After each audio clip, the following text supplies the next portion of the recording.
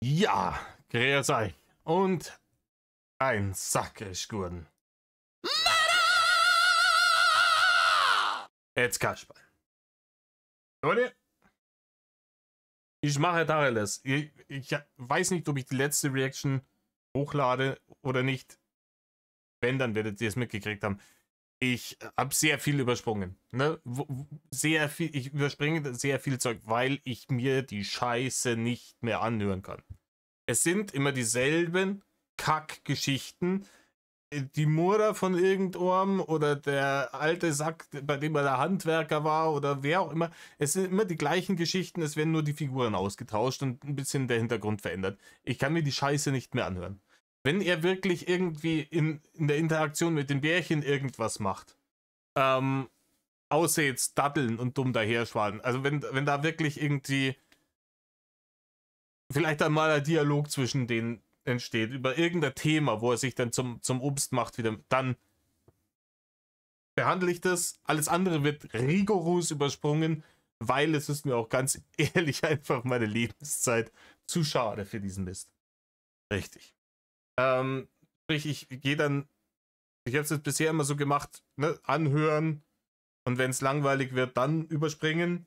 Und ich gehe jetzt dazu über, das andersrum zu machen. So, ich höre mir das von Anfang an erstmal ohne Aufnahme in zweifacher Geschwindigkeit an.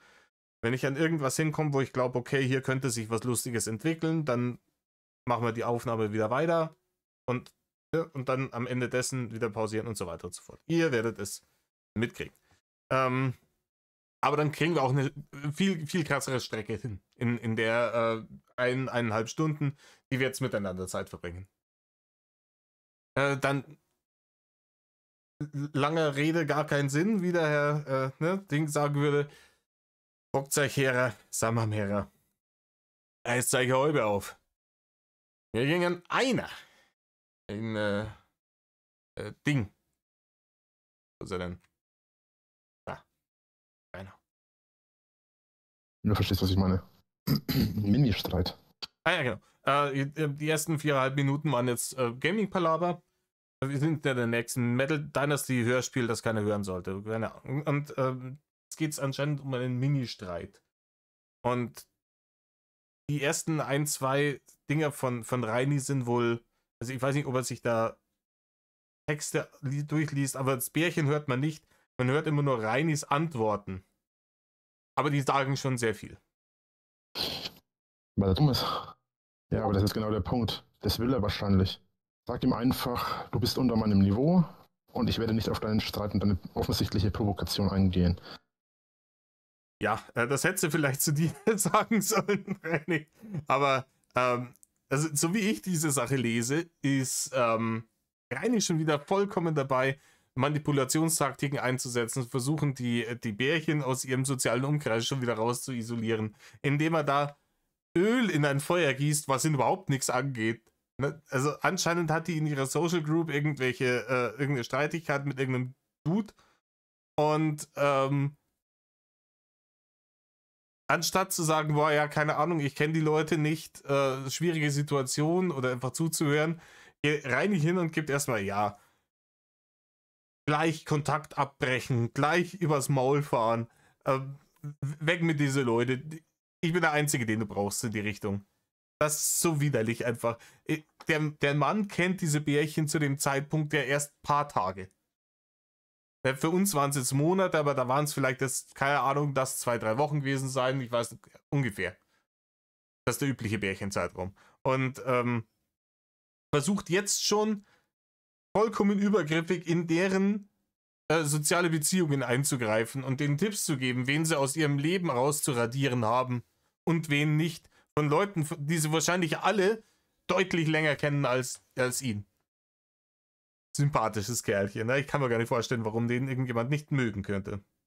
Ich wünsche dir noch ein schönes Leben. Bis dann. Was meinst du, wie blöd er aus der Wäsche guckt? Ja, aber jetzt pass mal auf.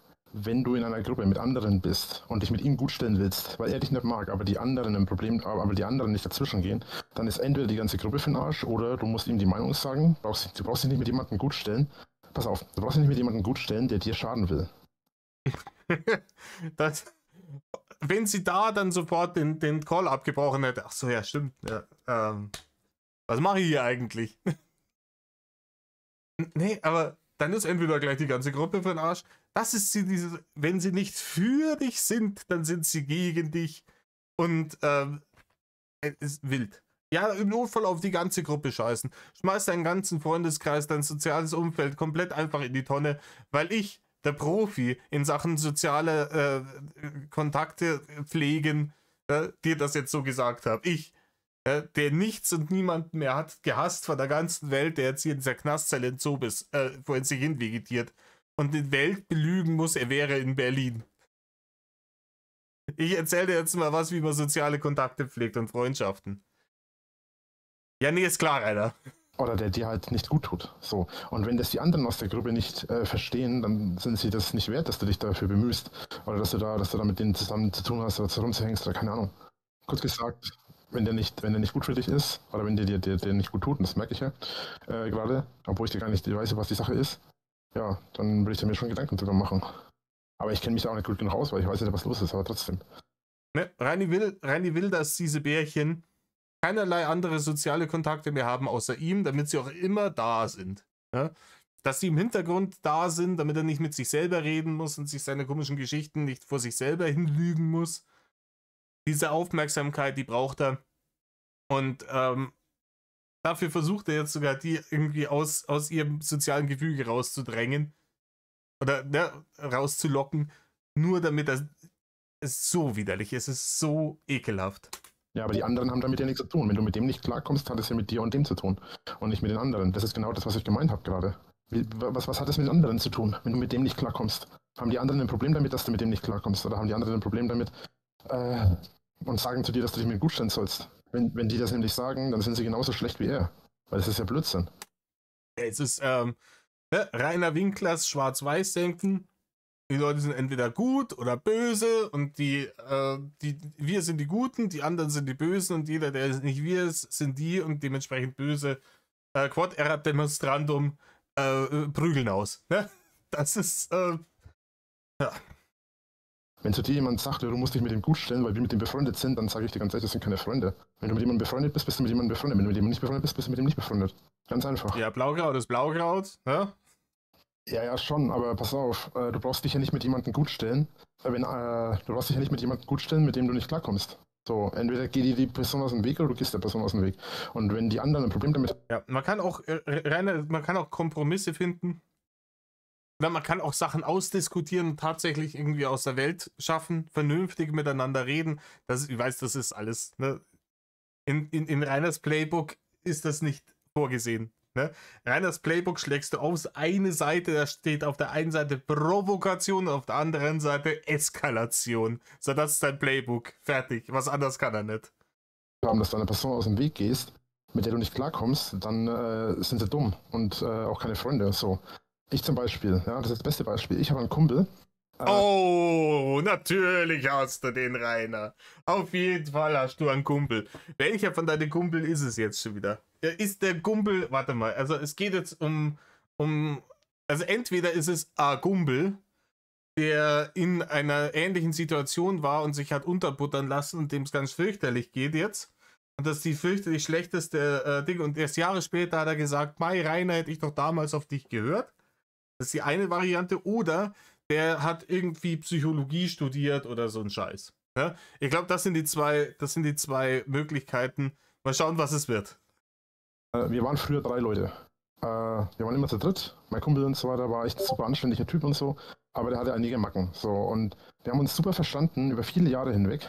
Und dann, als mein Vater gestorben ist und meine Mutter und meine Schwester abgehauen sind und meine Schwester schwanger wurde. Ja, Rainer, also, dass deine Mutter und deine Schwester, die hast du rausgeschmissen. Ne? Die sind nicht abgehauen, die hast du rausgeschmissen. Und dass jetzt die Schwangerschaft deiner Schwester als Tragödie hinstellst, würde ich jetzt auch schon wieder bezeichnen. Hatte ich mit ihm einen extremen Streit. So. Und ich habe mir gedacht, ne, er ist ein Kumpel und so weiter, ich gehe auf ihn zu, ich versuche den Streit zu schlichten, weil es ist ein guter Kumpel, ich will, dass das mit ihm funktioniert und ich will das... Ja, und das hat nicht funktioniert, weil wir wissen, wir haben das bei diesem Leak mit der, ne, wo sich das Rudel verabschiedet hat, mitgekriegt, kann ich mir vorstellen, wie das gelaufen sein kann. Natürlich gab es diesen Kumpel nicht. Aber es wäre im Idealfall, also in der Realität wäre das folgendermaßen gelaufen.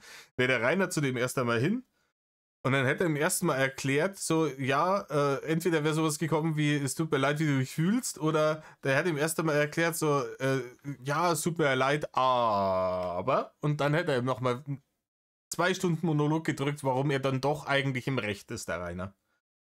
Und wenn er das dann nicht versteht, dann ist er einer von denen, ist er ein Hater und dann muss man sich natürlich mit dem, was er da vorhin gesagt, ne, nicht gut stellen. Es wieder klappt und alles. Es hat auch funktioniert. Ich bin hingefahren zu ihm, habe es geschafft, mich mit ihm auszusprechen und es sah alles gut aus, dass wir uns versöhnen und alles. Ja, und dann hat sich herausgestellt, in der Zeit, wo ich kein Auto hatte und Hat einer Mura gefickt? Nein. Keine Ahnung. wo ich keine Möglichkeiten hatte, ist er zu meiner Schwester ins Krankenhaus gefahren, zu der Geburt meiner Nichte. Ja, und hat mich nicht mitgenommen, hat mich nicht mehr informiert, hat mir nicht einmal Bescheid gesagt, hat nichts zu mir gemacht. Keine Ja, Reini, Todes sei, dass du da vielleicht was durcheinander gebracht hast. War das nicht vielleicht ein guter Freund von deiner Schwester, der dich darüber auch kennt? Das hört sich für mich nämlich eher so an.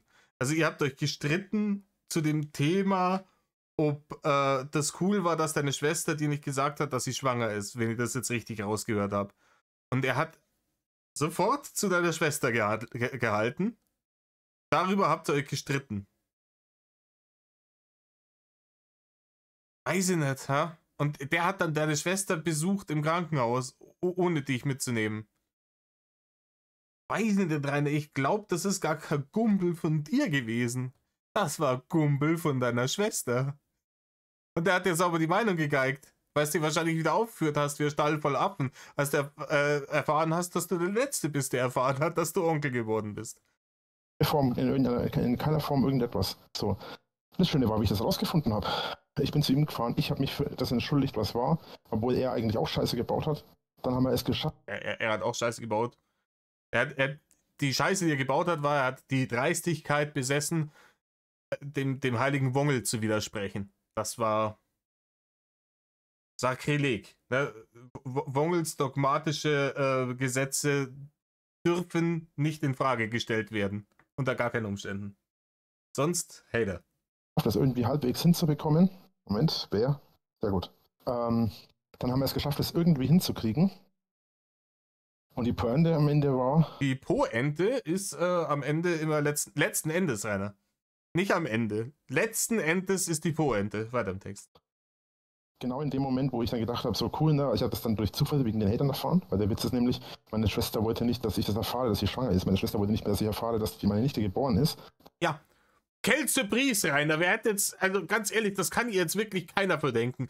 Ich kenne deine Schwester nicht, ich habe ein paar Sachen aus deinen komischen Videos gesehen, die mich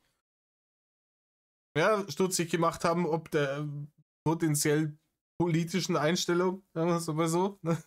Aber ich kann die zu 1000% verstehen. Ich kann das 100%ig nachvollziehen, dass die nicht wollte, dass irgendjemand diese Verbindung zieht zwischen ihrer Tochter und dir. Da kann man ja keinen Strick draus drehen, Rainer. Und die Person, die dafür verantwortlich ist, dass man da keinen Strick draus drehen kann, bist wieder du. Also, wie man es dreht oder wendet, derjenige bist letzten Endes immer du. Damit die Hater das nicht erfahren, weil ausgerechnet ich ja auch irgendwas den Hatern erzählen würde. Aber sie wollte... Ja, Rainer, du hast denen allen möglichen Scheiß erzählt, weil du eben immer gedacht hast, das sind besonders gutes Spätzeln von dir. Das waren aber entweder bereits Hater oder das waren Hater in the making. Ne? Das waren Prospects praktisch. Ne? Die waren schon Hater, die wussten es nur noch nicht. Hat nicht, dass das passiert und hat sich deswegen von mir distanziert und hat mir auch keine Info und keine Rückmeldung, nichts gesagt, nichts gegeben. Ja, das Ende vom Lied war, dass ich das erst erfahren habe durch die Hater, weil irgendwie haben die Hater das spitz gekriegt, dass meine Schwester jetzt ein Kind gekriegt hat, ohne dass ich das wusste. Und er wusste es auch, weil er dabei war. So. Das ist der Mann, der uns erzählt, hier so aus seinem Privatleben wissen wir nur 2%. Ne?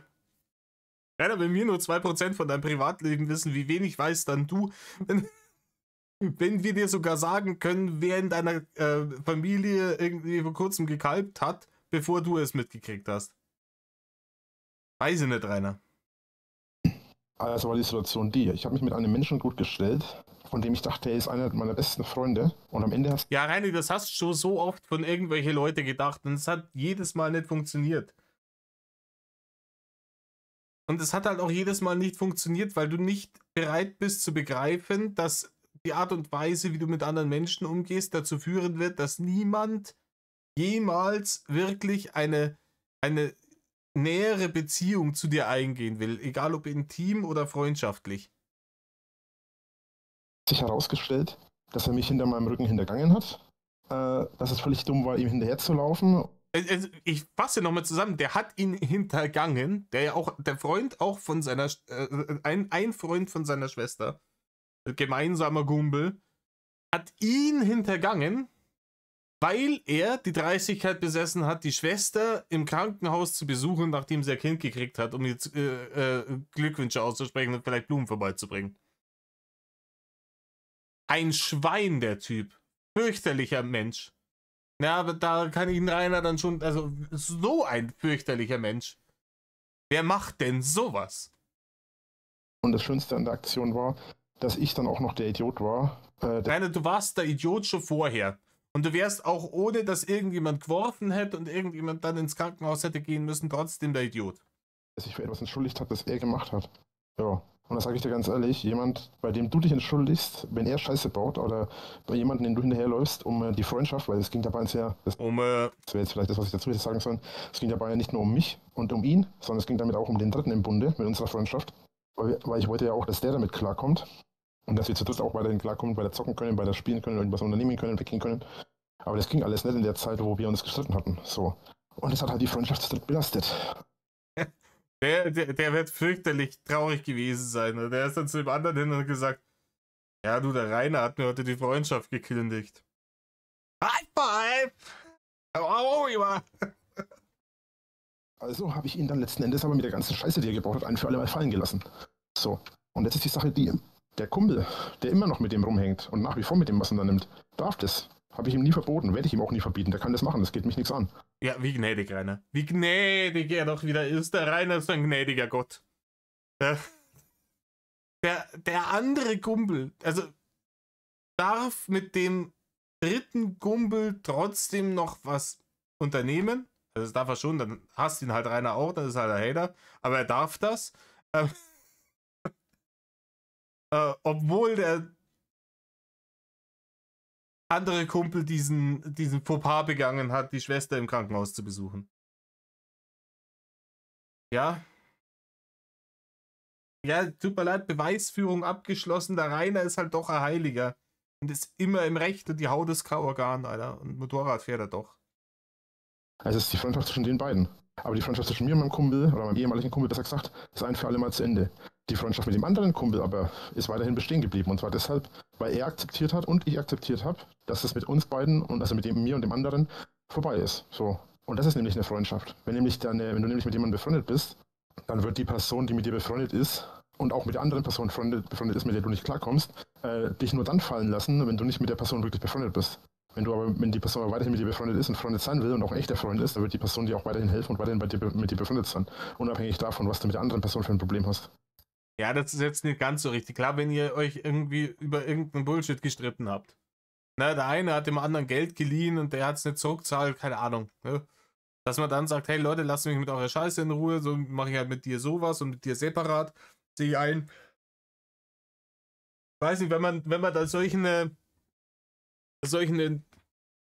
Dick-Moves bringt, wie du sie immer bringst, will ich dann schon verstehen, wenn mir der erklärt, warum er sauer auf dich ist, dann zu sagen, ja, uncool. Ja, dann will ich auch zu dir hingehen und sagen, Reini, was ist da los? Und wenn du dann holter die Polter loslegst, dann okay, gut, ne?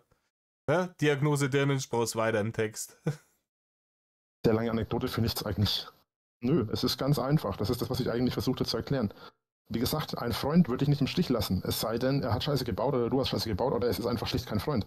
Auch wenn du mit einer anderen Person befreundet bist, die mit der Person, mit der du nicht befreundet bist, oder mit der du nicht klarkommst, befreundet ist, soll die Person, mit der du nicht befreundet sein. Das ist völlig irrelevant. Die Person kann... Wie da irgendwie so ein Gesetzestext. Wenn eine Person... ich hab woran mich das erinnert. Ja, kennt ihr den noch?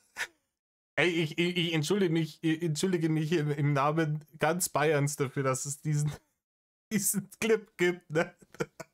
Da stehen wir alle nicht, da schauen wir alle nicht gut aus dabei. Ich will jetzt auch das Corona-Thema nicht mehr aufmachen, so, das ist Geschichte, ne? Aber so kommt mir das gerade vor. Zweiter Punkt, wenn 6 bis 8 Leute jeder mit seinem Kumpel kommt, dann kann der sich natürlich jeweils mit seinem Kumpel, der seine Bezugsperson ist, an einen Tisch setzen und mit 1,50 Abstand sitzt der nächste Kumpel mit seinem Kumpel, aber die können nicht 6 mal 2 an einem Tisch sitzen, weil ja nicht mal die ersten 6 an einem Tisch sitzen dürften. Also immer nur mit einer Bezugsperson oder mit einer Bezugsfamilie darf ich am Tisch sitzen und zu den anderen ist jeweils 1,50 Abstand zu halten. Das Beispiel ginge nur, wenn der Tisch irgendwo 15 Meter lang ist und dann im Abstand von 1,50 immer die Pärchen gegenüber sitzen. Jetzt wisst ihr es. Also das, was er gerade verzapft hat, macht mehr Sinn als das, was Reini gerade verzapft hat.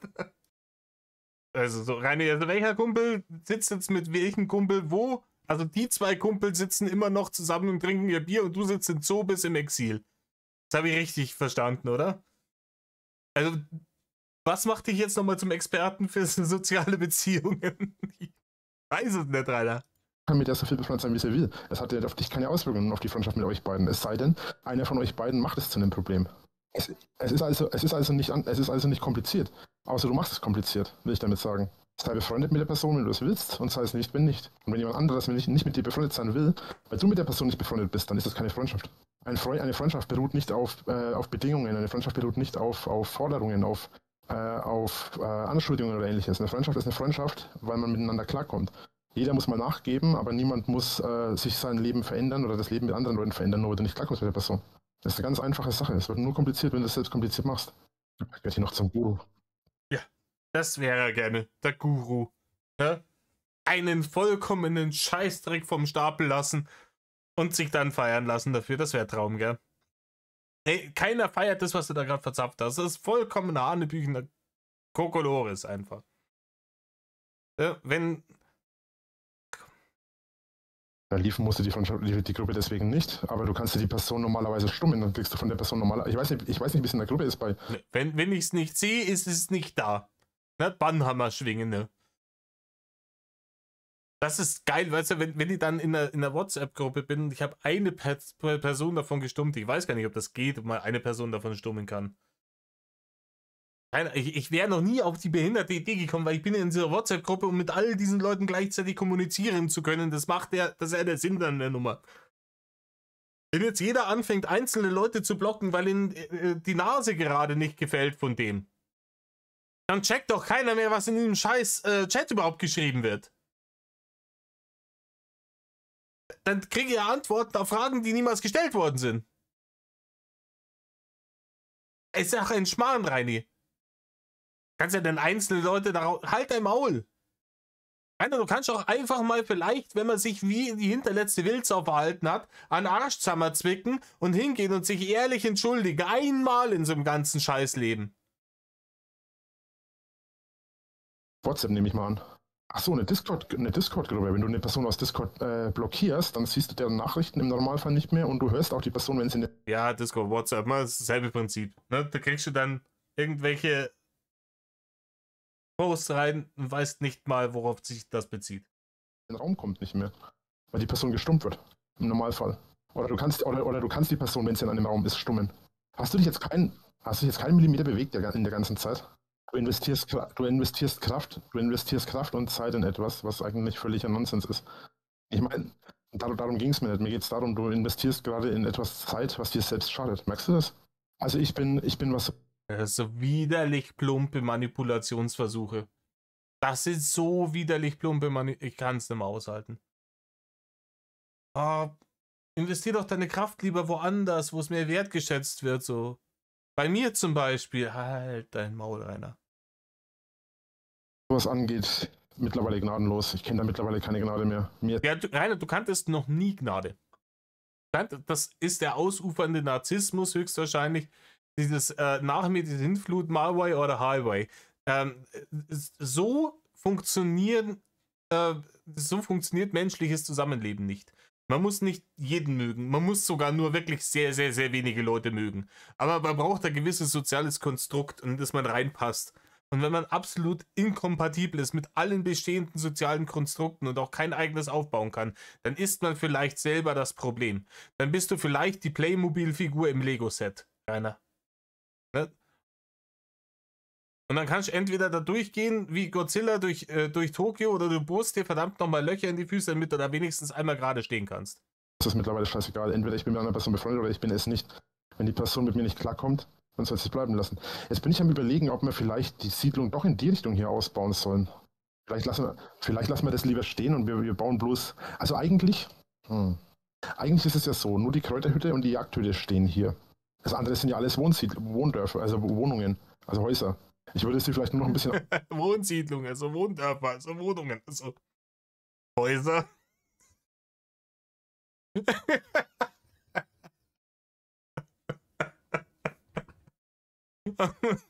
Oh Gott, Rainer. Ich glaube, der Prozessor ist schon wieder übertaktet. Ordentlicher ansortieren.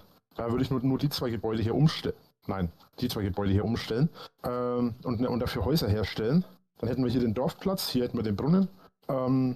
Genau, das Lager und das hier kann ja hier bleiben. Ich habe hier hinten übrigens noch ein Lager gebaut, das müssen wir unbedingt noch aufbauen. Ja, okay, bla bla bla bla bla. Schauen wir mal weiter irgendwo dann nochmal irgendwie Tipps gibt für den Umgang mit dem Streit in der Clique.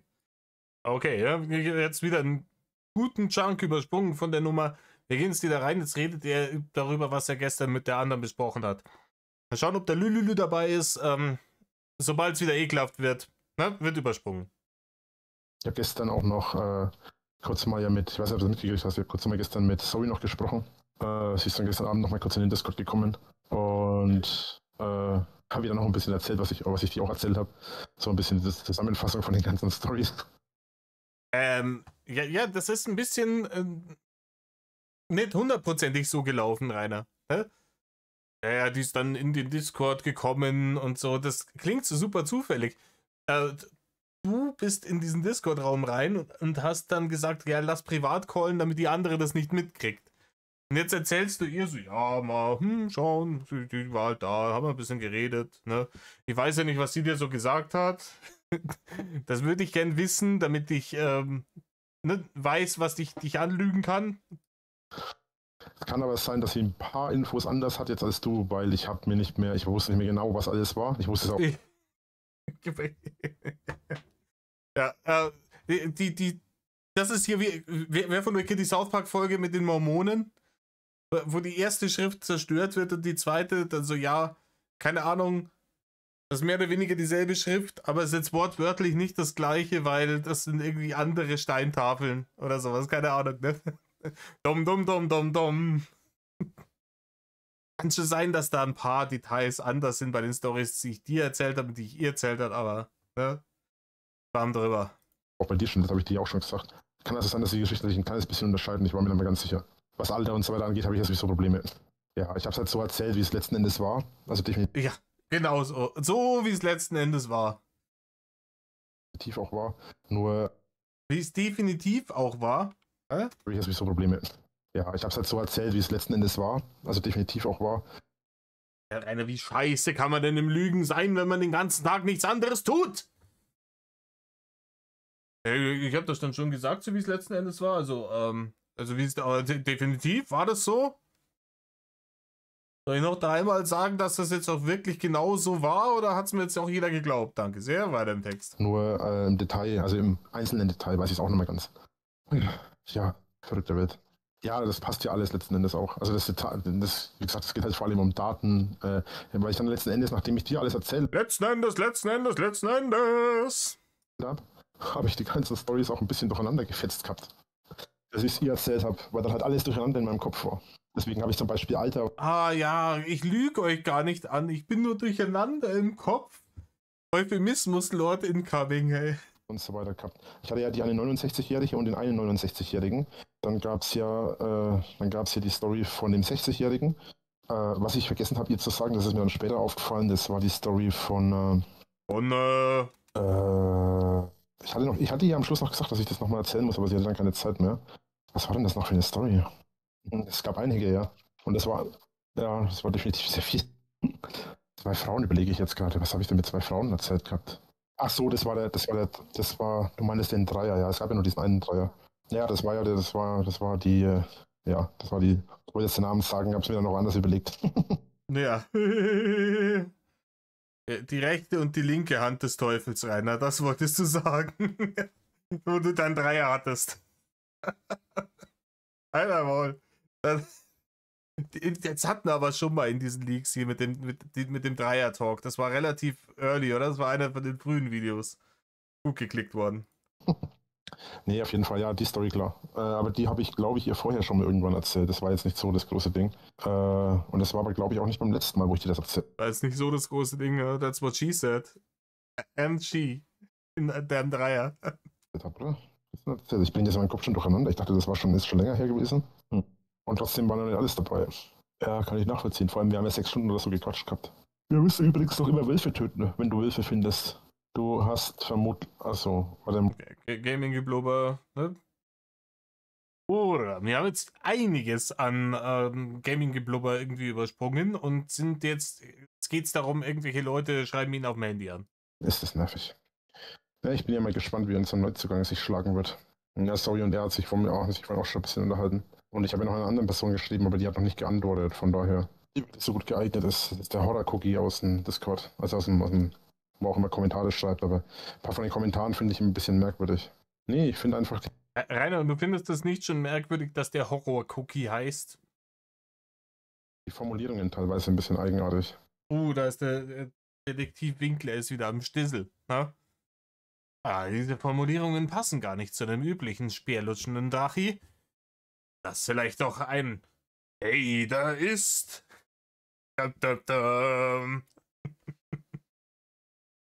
damals hat er noch dann versucht, die Leute zu rekrutieren über Kommentare zu seinen Geschichten auf seinem Blog. Ja, schon.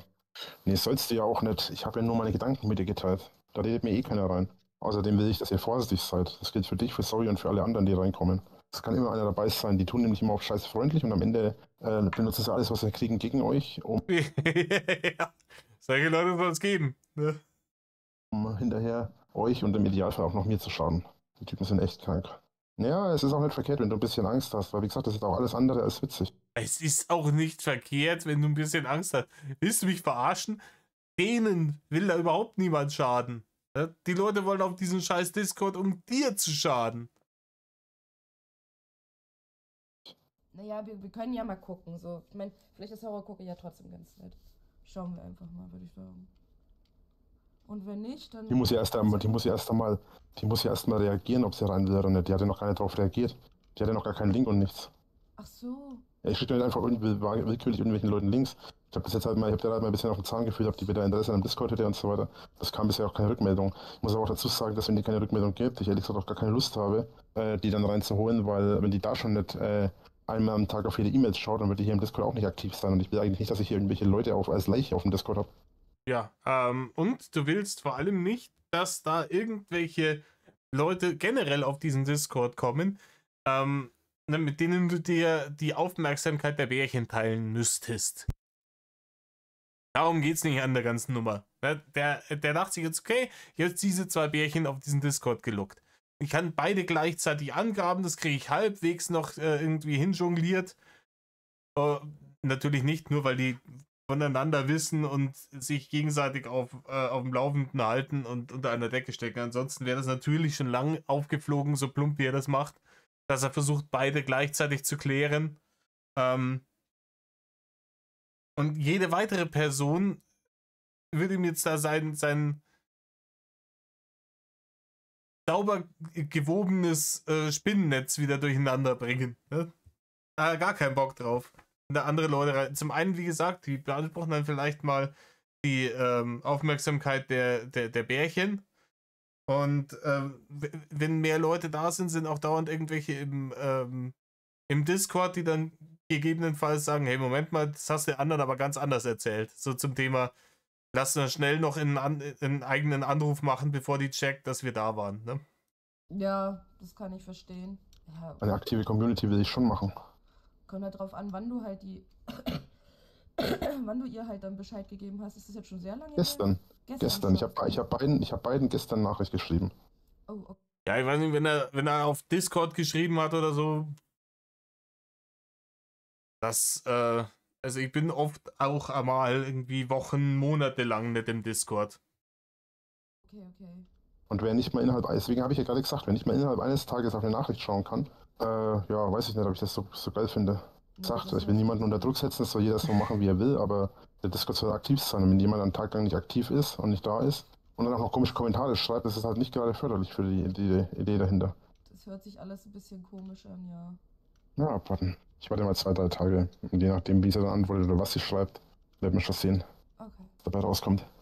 So, Naja, warum nicht? ich glaube, ich werde jetzt dann aber gleich mal Schluss machen, weil ich will dann noch was essen und mal gucken. Ich will mein Let's Play noch ein bisschen weiter gucken. Und dann mal schauen. Ich werde jetzt noch das Abbauen hier gerade übernehmen. Eigentlich wollte ich doch ein Königskind weiterschreiben. Ich habe jetzt den Jäger abgeschlossen, also die Geschichte ist komplett fertig. Ja, ganz großartig, Rainer. Das ist super, dass du das gemacht hast. Ja? Und genau. Der will auch was für die Nachwelt schaffen, ja. Und danach geht es jetzt mit Königskind weiter. Und ich werde es so machen, dass quasi Band 1 und quasi Band 2 ist. Das ist zwar keine an sich fortlaufende Geschichte, es gibt aber eine Gesamtgeschichte, die sich dann über alle Bücher erstrecken wird. Habe ich jetzt beschlossen, habe da jetzt angefangen, so eine Das hat er jetzt einfach beschlossen. Ja? Reini will einfach eine Geschichte aufbauen mit so ineinander verwobenen Charakterlinien und Plot-Twists und so George R. R. Martin, Song of Ice and Fire mäßig, ne? Hier, der gute alte 58er. ein Gesamt-Story-Konzept zu bauen, wo du in jedem Buch so ein paar Kleinigkeiten erfährst und gerade im Buch 1 eben ein paar grundlegende Dinge und über die ganzen Bücher hinweg erstreckt sich das dann. Okay. Ein bisschen wie bei Herr der Ringe mit den Ringen, die im Krieg erschaffen wurden und so. Also jetzt nicht sowas in der Art, aber es geht so ein bisschen in die Richtung auch. Das klingt eigentlich ziemlich cool. Ja, nur mit irgendwelchen komischen Goblin-Vergewaltigungsgeschichten. Die müssen halt natürlich mit drin sein. Ne? Es ist wieder Herr der Ringe, nur damit. Ich bin gespannt. Ja, wohl, nee, was heißt hier gespannt? So, ich weiß ja nicht mal, ob du vorhast, das irgendwie zu veröffentlichen oder sonst was, aber... Das kann ich dir im Moment auch noch nicht sagen. Aber an sich, ich kann euch das sagen. Er wird das sicher nicht veröffentlichen. Aber er wird es irgendwann mal irgendeinem Dulli schicken. Irgendeinen, von dem er dann verzweifelterweise doch glaubt, dass er Kumpel ist. Und dann wird die ganze Scheiße geleakt. Oder er richtet sich mir wieder so geile Passwörter ein, wie Drache 123 oder so ein Scheiß, ne? Ich fand das schon gestern so der kleine Einblick ins Buch eigentlich sau interessant. Ich fand's cool, dass diese ganzen Höhen und Tiefen und dass es halt mehrere Kurzgeschichten auch irgendwie sind und die zusammen dann irgendwie sich parallel schneiden, ne? War das so? Ja, also ich hatte ja erzählt, dass es die Hexe gibt in Königskind. Und die Hexe in Königskind ist tatsächlich eine Gefangene der Goblins in... Oh ja, okay, ne? Aus. Stopp. Gefangene der Goblins reicht mir schon. Ne? Überspringen wir. Ja, halbe Stunde später, ne? Ende vom Video. Schauen wir mal rein. Jetzt geht's in Richtung, wer wann ins Bett geht. Ich will jetzt dann, denke ich, also lange mache ich jetzt auch noch, ich weiß nicht, ob ich noch weitermache. Bin noch im Überlegen. Also warte, wir sind ja. Scusi. Wiedergabegeschwindigkeit, da sind wir. Das, so ein Ding. Und du wolltest dann Schluss machen, hast du gesagt. Ich werde jetzt dann, denke ich, also lange mache ich jetzt auch noch, ich weiß nicht, ob ich noch weitermache. Bin noch am Überlegen. Ich denke, ich hau mich aufs Sofa, werde noch ein bisschen was fratzen. Wobei, ich glaube, ich hau mich aufs Ohr, ich bin total im Arsch. No. Eigentlich wollte ich noch ins Gym, aber das habe ich auch schon wieder nicht gemacht. Ja, ins Gym. Ins Gym wollte er, auf jeden Fall. Das irgendwann mal. Oh, ja, ich lasse es schon seit 2 Wochen schleifen eigentlich. Vor 2 Wochen war ich nochmal für 2 Tage oder was im Gym. Für 2 Tage am Stück, oder? Alle 2 Wochen geht der Rainer für 2 Tage ins Gym. Das ist halt nicht so einfach dauernd. Ja, das darfst du aber auf jeden Fall nicht vernachlässigen.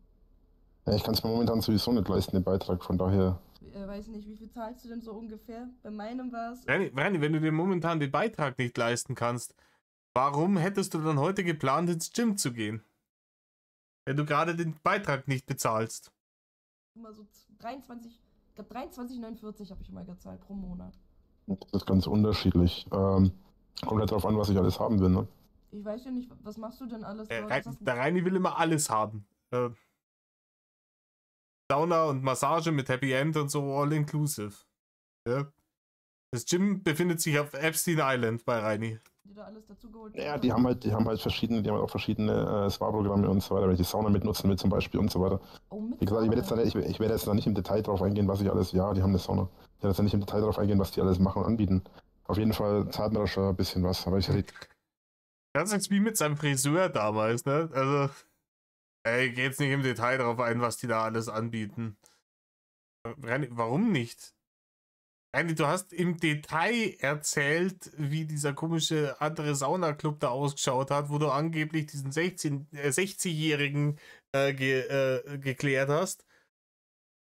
Aber was dein Gym an Extras anbietet, was ein Thema ist, das du im Übrigen aufgemacht hast, da gehen wir mal besser nicht drauf ein. Ne?